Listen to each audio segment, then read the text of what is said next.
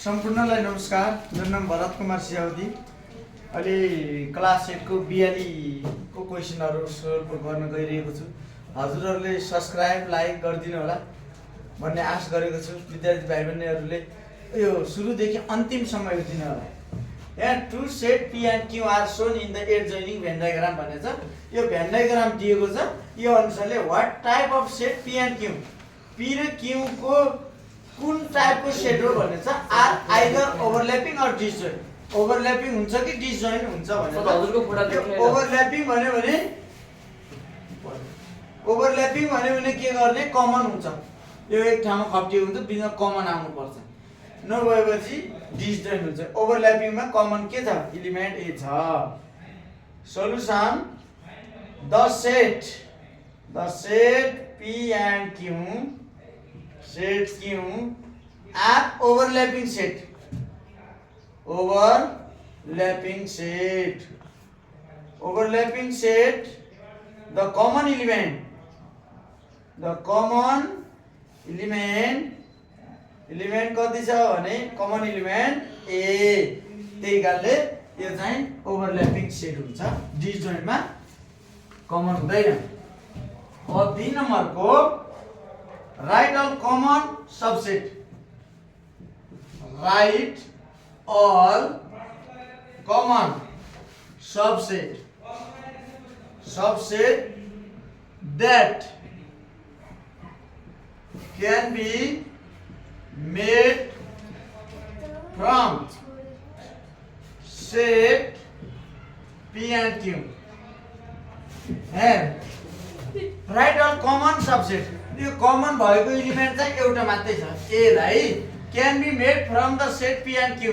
P र Q को common element A छ, त्यही कारणले त्यो कमन एलिमेन्टलाई सबसेट बनाऊ भनिन्छ। सोलुसन पहिला कमन एलिमेन्ट लेखौँ। Common element P and Q is कति छ भने ए मात्रै छ। यसलाई सबसेट बनाउँदाखेरि सबसेट भनेको एउटा खाली हुनु पर्यो, एउटा खाली, त्यसपछि एउटा के लेख्ने, ए लेख्ने। यसको दुईटा मात्रै भन्छ, एउटाको दुईवटा भन्छ। फर्मुला यसको उपयोग हो, 2 को पावर n सबसेट वाला हो। 2 को पावर एउटा मात्रै भयो, 2 को पावर 1 भनेको 2 नै भयो, दुईटा बनाउन मिल्छ। अब सी नम्बरको क्वेशन, के भनेको छ भने right the improper subset, right the improper subset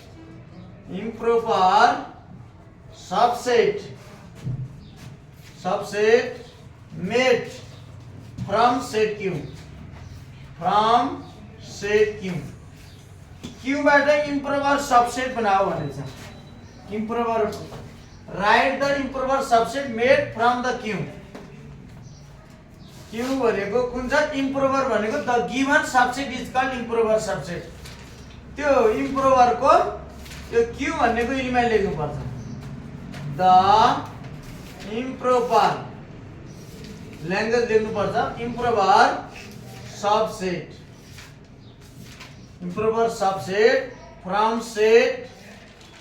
set Q बराबर क्यू को कति छ, ए र टी। ए क्यू भित्र बक्स भित्र, यो क्यू बक्स भित्र ए र टी मात्रै पर्छ, ए र टी। त्यो दिएको एलिमेन्टलाई के भनिन्छ, इम्प्रोपर सबसेट। जुन चाहिँ सबै लेखिन्छ त्यसलाई इम्प्रोपर सबसेट भनिन्छ।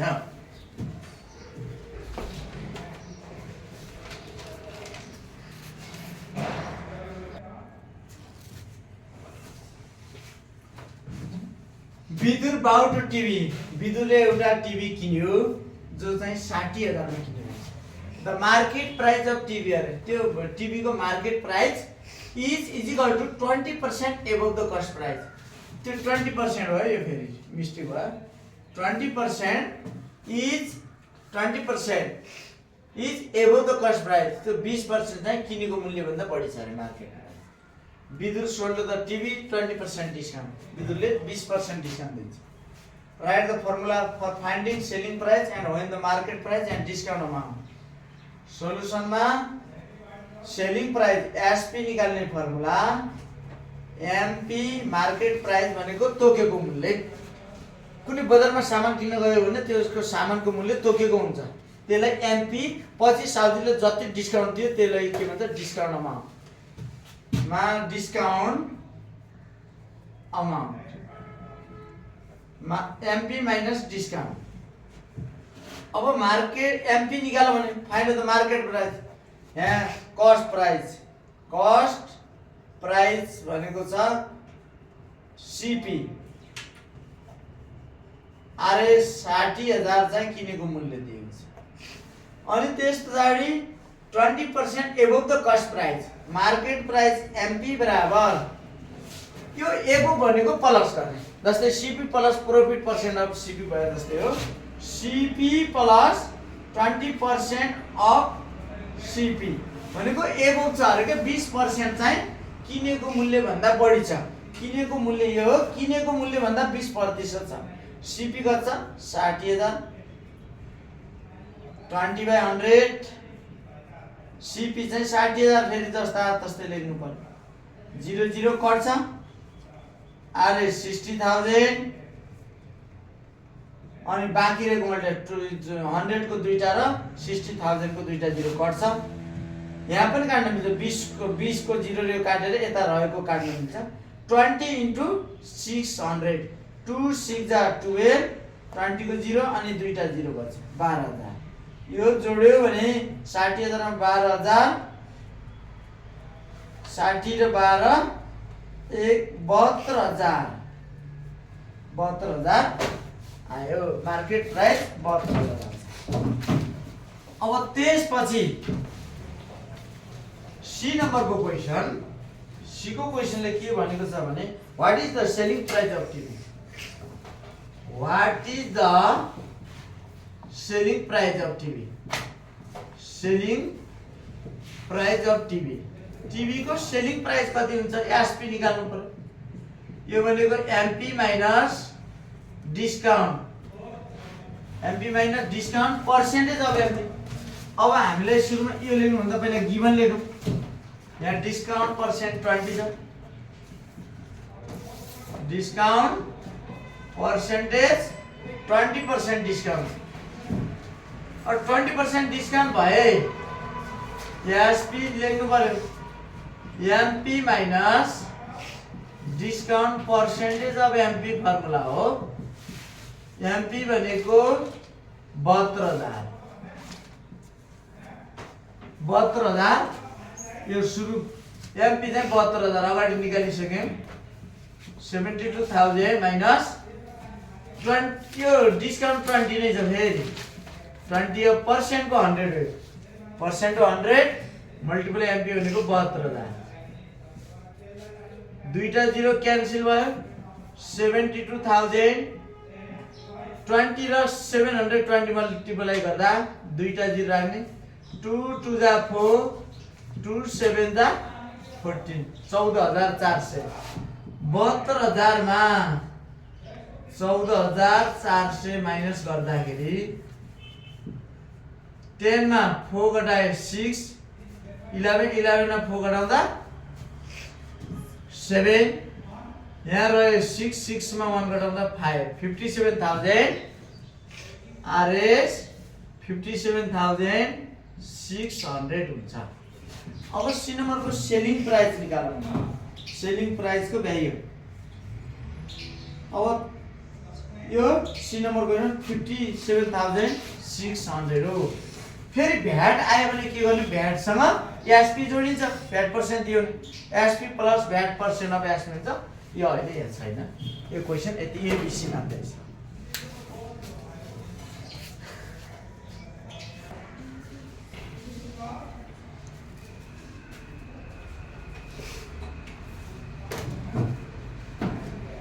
राम एज प्लान, रामले कुनै प्लान गर्यो, योजना बनायो, टु डिपोजिट जम्मा गर्यो, जम्मा कति 1 लाख रुपैयाँ जम्मा गरेको रहेछ in the ratio 3:2 the bank A and be.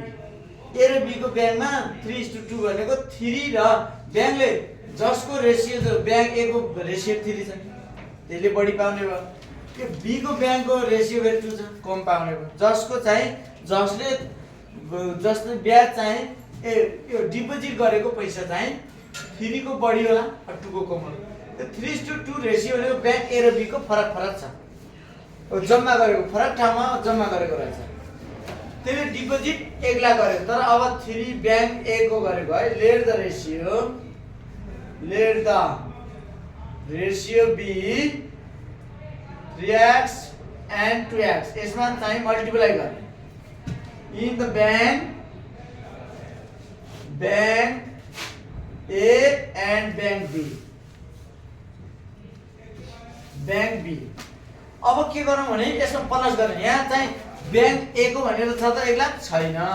Bank ए को भनिदिएको भए हामीले कुनै अपनमा राखेर गर्थ्यौँ। त्यस्तो नगर्ने। यो चाहिँ हामीले कुनै प्लान गरे 1 लाख रुपैयाँ जम्मा, तर चाहिँ यो दुईटाको ठाउँमा राख्नु पर्यो। अब 3x + 2x बराबर 1 लाख भनेको यो दुईटैको जम्मा चाहिँ 1 लाख हो। त्यो जोड्यो भने 5x भयो 1 लाख, जस्ता तस्तै x बराबर 1 लाख, अपनमा कति 5 ले डिभाइड गर्ने। x को भ्यालु 5 कति जा 2 जा 10 अनि 20 1 2 3 20,000 आउँछ x। अब 3x कति आउँछ त? द डिपोजिट ब्याङ्क ए कति छ 3x छ, 3 मल्टिप्लाई 20,000, यसको चाहिँ 60,000, 60,000 चाहिँ मल्टिप्लाई गर्दा 60,000 आउँछ। अब ब्याङ्क बी को ब्याङ्क बी ले डिपोजिट कति गर्छ? Deposit in the bank B 2x छ, 2 मल्टिप्लाई 20,000, x को भ्यालु राख्ने हो, मल्टिप्लाई गर्दा 40,000। यो 40,000 भनेको 40 र 60,000 जोड 1 लाखै हुने हो। त्यही कारणले ए र बी को ब्याङ्कलाई फरक how much amount did the deposit in the bank A and B. A र बी मा ब्याङ्कमा कति डिपोजिट गर्यो त्यो अमाउन्ट निकाल भने।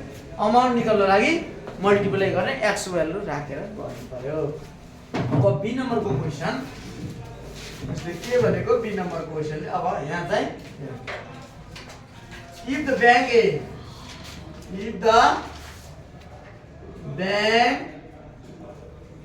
A gives, ब्याङ्क ए ले दिन्छ अरे,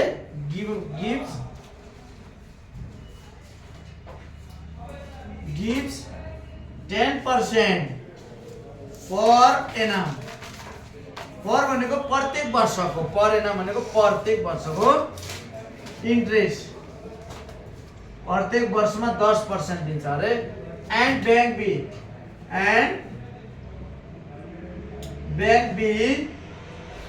gives 12% पीए पर पीए लेख्न सक्यो, per annum interest then find the interest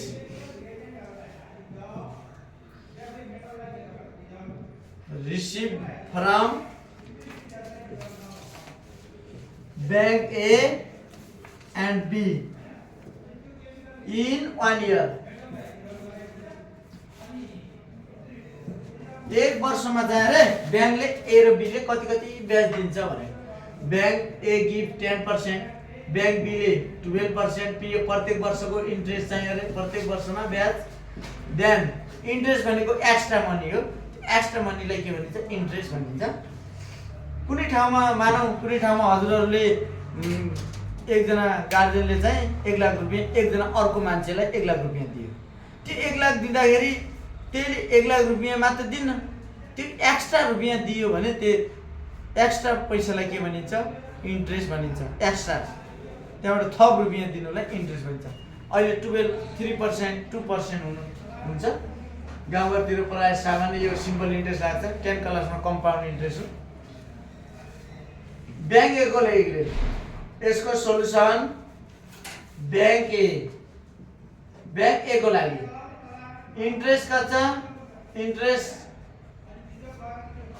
interest rate, interest भनेको ब्याज दर 10%, प्रिन्सिपल कति छ प्रिन्सिपल पी बराबर ए को डिपोजिट कति गरेर छ 60,000 यो छुट्टा छुट्टै हो फेरि अब त्यसबाट टाइम कति राख्ने लास्टमा दिएको छ 1 इयर यो दुईटैको 1 इयर हो फेरि 1 इयर एसआई सिम्पल इन्ट्रेस्ट बराबर P multiply T multiply R अपनमा 100 P भनेको प्रिन्सिपल 60,000 T भनेको 1 R भनेको 10 अपनमा 100 0 0 कट्छ मल्टिप्लाई गरिदिने 600 into 10 6,000 60,000 को 6,000 हुने रहेछ एक वर्षको अब बैंक बी को लागि बैंक बी अब रेट छ रेट कति छ 12% छ माथि बी ले दिन्छ रे 12% टाइम कति राख्ने टाइम टी बराबर 1 इयर एक वर्ष जसको प्रिन्सिपल रहेको छ बैंक बी को हामीले अघि निकालिसक्यौं प्रिन्सिपल पी बराबर principal bank deposit in the bank deposit भनेको जम्मा त्यो डिपोजिट हैन सम त्यो भन्यो भने प्रिन्सिपल हुन्छ सम डिपोजिट लेन हैन सापटी लिनु एलिएनटी लेन आरएस कति छ 40,000 को पनि निकालौं न अब यसको फेरि के गर्ने सिम्पल इन्ट्रेस्ट निकाल्ने पीटीआर अपनमा 100 पी भनेको कति छ 40,000 टी भनेको 1 आर भनेको 12/100 यसको 12 छ 0 0 कट्यो 40,000 400 into 12 400 into 12 4 12 48 दुईटा 0 बच्यो 4,800 and 6,000 भयो यसको 60,000 को बढी आउने भयो अब 40,000 को कमै आउने भयो 4800 आउने भयो यी दुई find total interest receive by from the bank A and B 1 year एक वर्षमा कति रिसिभ गर्छ यही लेखो अब सी नम्बर को क्वेशन फाइन्ड द रेशियो भने denominator numerator is called ratio of interest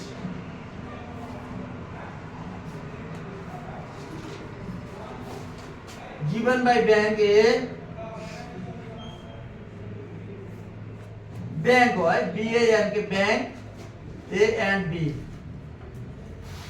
the ratio में लेख्नु पर्यो यसको सोलुसन रेशियो अफ इन्ट्रेस्ट अरे इन्ट्रेस्ट अहिले निकाल्यो हामीले एसआई हामीले कति बैंक बी को बैंक ए को 6,000 निकाल्यौं यसलाई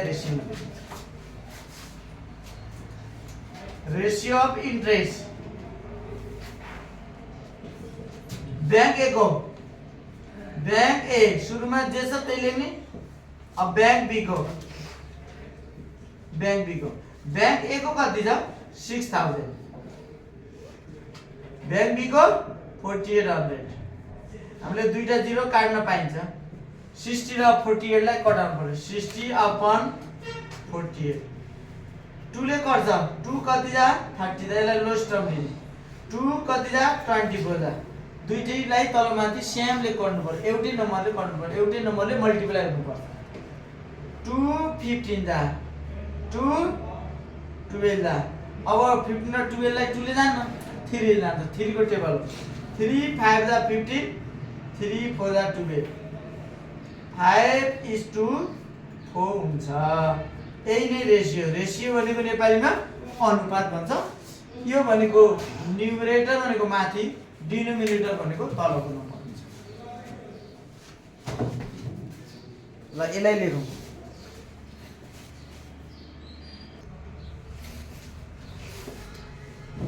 right the population of village एउटा गाउँको जनसंख्या अरे अ विलेज भनेको एउटा गाउँको जनसंख्या 5,670 right the population scientific notation लेख्दा कुनै पनि एउटा नम्बर भन्दा पछाडी चाहिँ डेसिमल दिएर त्यसको पावरमा लेखिन्छ सर्ट फर्ममा लेख्नुलाई साइन्टिफिक नोटेसन त्यो नम्बरलाई 5.678 into 10 को पावर 6 भन्दा पछाडि तीनटा नम्बर छन् 3 लेख्ने हो। पॉइंट छैन भने मल्टिप्लाई गर्दा पावरमा प्लस हुन्छ। यदि पॉइंट भयो भने त पॉइंट छ अगाडि ल्याउनु पर्यो भने माइनस हुन्छ फेरि। सोलुसन क्वाइनरी नम्बरमा लिनु पर्यो अरे यो नम्बरलाई क्वाइनरी नम्बरमा दिएको नम्बरलाई क्वाइनरी नम्बर लिँदाखेरि 5 6 7 8 क्वाइनरी भनेको बेस 5 हुन्छ, बाइनरी भनेको 2 हुन्छ, क्वाइनरी भनेको 5 हुन्छ। 5 ले डिवाइड गर्नु 5 1 जा 5 5 1 जा 5 6 मा 1 बच्यो 17 5 3 जा 15 2 बच्यो 28 5 5 जा 25 25 मा कति बच्यो 3 बच्यो हो। 5 2 जा 10 11 यो दुईटा नम्बर लिने 5 2 जा 10 11 भयो 1 बच्यो 13 5 2 जा 10 13 मा 3 बच्यो 35 5 7 जा यहाँ केही नबचेपछि 0 हुन्छ। 5 4 जा 20 फेरि 2 बच्यो 27 5 5 जा 25 2 बच्यो 5 9 जा 45 केही बचेन भने 0 45 ठ्याक्कै एक्ज्याक्ट नम्बर डिवाइड गर्यो 5 1 जा 5 4 बच्यो। अब 5 भन्दा 1 सानो भने 1 जा यहाँ राख्नु यहाँ लेख्नु पर्यो क्वाइनरी नम्बर बराबर क्वाइनरी नम्बर भनेर लेख्ने 5 6 7 8 बराबर 1 4 0 2 0 3 यसको पेजमा 5 लेख्नु। अब 128 को फ्याक्टर गरेर यसको सिम्प्लिफाई गर्नु पर्यो। 128 को यसरी फ्याक्टर 2 ले जान्छ इभन नम्बर छ 2 6 जा 12 2 4 जा 8 2 6 जा 12 2 4 जा 8 2 3 जा 6 2 2 जा 4 2 16 जा 32 2 8 जा 16 2 4 जा 8 2 2 जा 4। अब 32 को हामीले यहाँबाट तल लेख्न सक्छौं। 32 को यहाँबाट तल 128 को के हुन्छ कतिवटा 2 1 2 3 4 5 6 7 2 3 4 5 6 7 32 को हामीले 1 2 3 4 5 2 2 जा 4 4 2 जा 8 8 2 जा 16 16 2 जा 32 यो रुट स्क्वायर रुट हो। स्क्वायर रुटमा यी दुईटाको स्क्वायर गरौँ अनि दुईटाको स्क्वायर गर्न जोडा बनाउने यहाँ चाहिँ रुटको अगाडि 2 हुन्छ लुकेको तर लेखेको हुँदैन।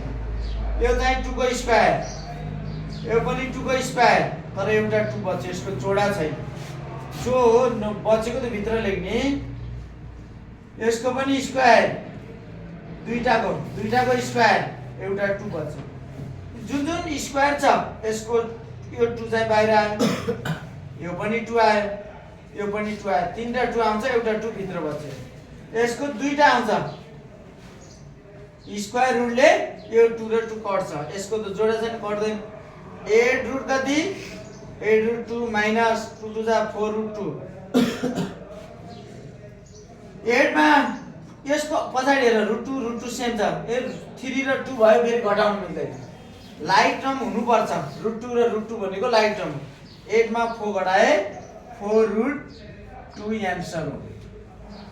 अब यहाँ चाहिँ के गर्ने भने 32 लाई हामीले डिवाइड गर्नु पर्यो कुन नम्बर बाइनरी नम्बर लिन 2 1 जा 2 यता गयो 1 2 8 2 6 जा 2 8 2 8 जा 16 2 4 जा 8 2 2 जा 4 हेर 2 16 जा 32 हुन्छ यहाँ केही बचेन नि गयो 0 ले रिमाइन्डर 0 भनेको त्यो रिमाइन्डर नै हो 2 8 जा 16 यहाँ रिमाइन्डर 0 2 4 जा 8 रिमाइन्डर 0 केही बचेन 2 2 जा 4 4 भने एक्ज्याक्ट नम्बर भयो 0 2 1 जा 2 0 यो 1 यहाँ साथ दिने। अब हामीले यहाँ के लेख्ने भने 32 बराबर 1 0 0 1 2 3 4 5 वटा 1 2 3 4 5 तर यसलाई के गर्ने यस्तो बक्स बनाउने 1 2 3 4 5 6 वटा नै बनाउनु पर्यो